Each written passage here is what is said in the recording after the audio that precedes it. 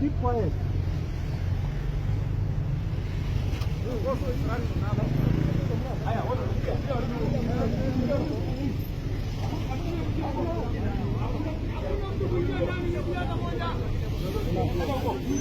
Yesterday, Mr. Jimmy Wanjigi was arrested while he presented himself to the DCI headquarters, and some of the reasons for his arrest and detaining in the Kamukunji police are still unknown to the public since the press was told to be stay out. While Mr. Wanjigi attempted to have a presser, the police were seen to rush him, and even they had a confrontation with some of the police at the headquarters of the CID. We really don't know why the police were in the hurry to rush him, or maybe they were under some certain instruction, but it seems that Mr. Wanjigi is getting more popular and popular as day goes by because of his stand. In the recent days, Mr. Wanjigi has been very clear and vocal about Ruto's governance. That Ruto must go is a clarion call even in my heart.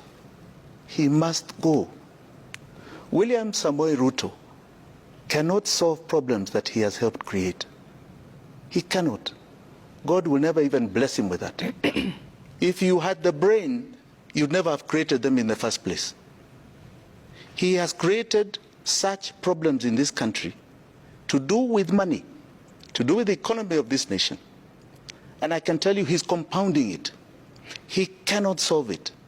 He's part of the last wreck that has happened in the previous regime, and is creating even more mess now. He cannot solve it.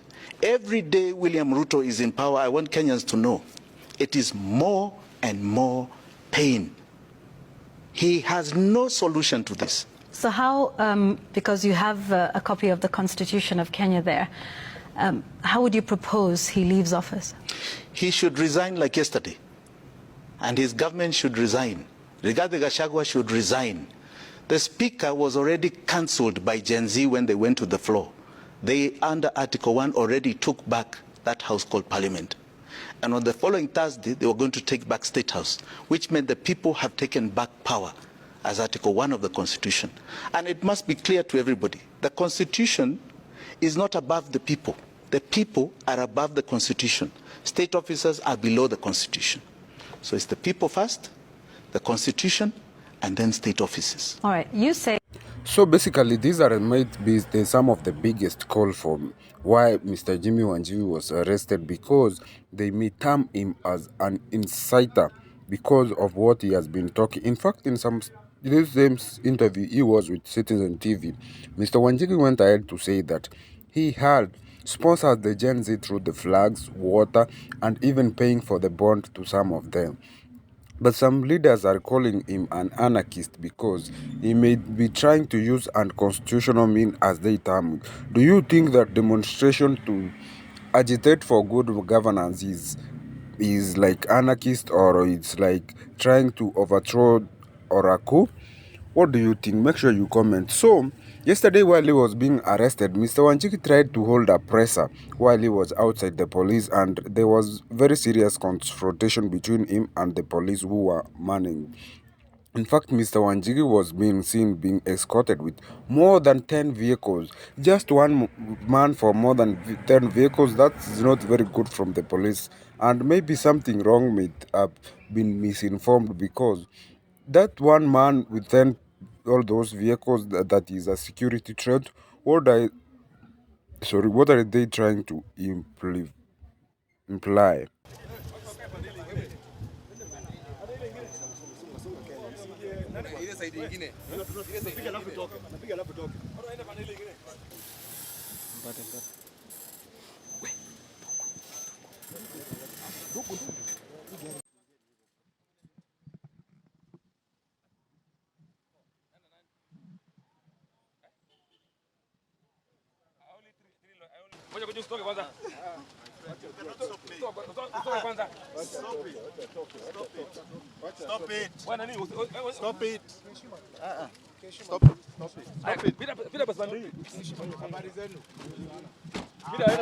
I am here to face the injustice of a regime that has decided oppression is its way. We are going to hear why they have summoned me.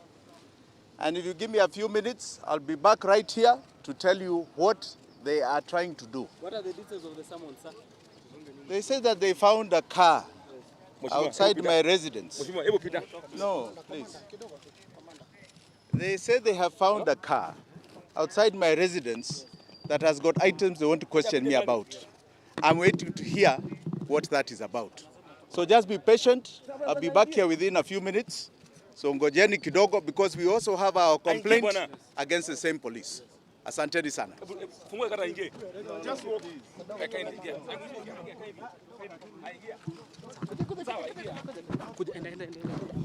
Nataka chomoa tu niko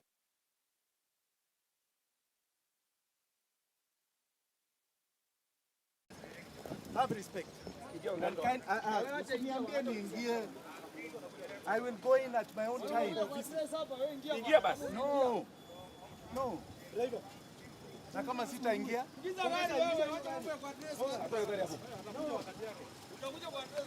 Okay, open the door. Open the door. No. Hakuna cha hicho. Have respect. Ingia basi kwa gari. We respect you mheshimiwa. Ingia kwa gari.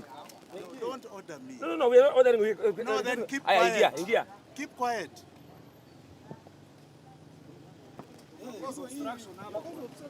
Aya, watu media warudi huko. Media warudi huko pande hii. Hakuna media kuingia huko. Hapa ndio mwisho yako.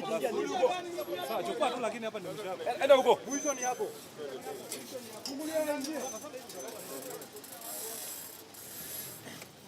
Thank you very much. Aya. Songa pande hiyo. Hivyo sasa wakoje huko. Tusonge huko. Kindly. The other side.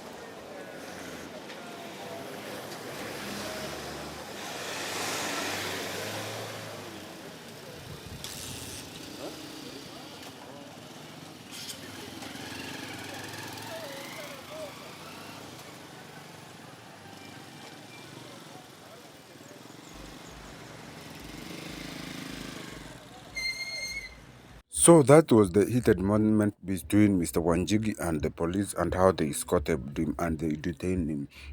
So while he was being detained at the Kamkunji police station, some factors rose out that one of these lawyers spoke about something very important, and he even said that possibly more errors are back slow by slow. And what do you think about that statement? Do you really think that more error is back? Because that's something which is very big, and it's very, like, it's a very heavy statement to really talk about. It's very heavy, and it may cause a lot of division in the country, because some feel like it's disrespect to the former president or the late former president, because maybe to his governance was bad in a way, but he did his job, he did his part, because that was that constitution which was in place at that moment. But now there is a lot of things which are going on with Mr. Wanjigi's case, and here is what his lawyer had to say. We received instructions from our friend, Mr. Jimmy Wanjigi, that the police wanted to meet him. We were not told specifically for what reason they wanted to see him at home.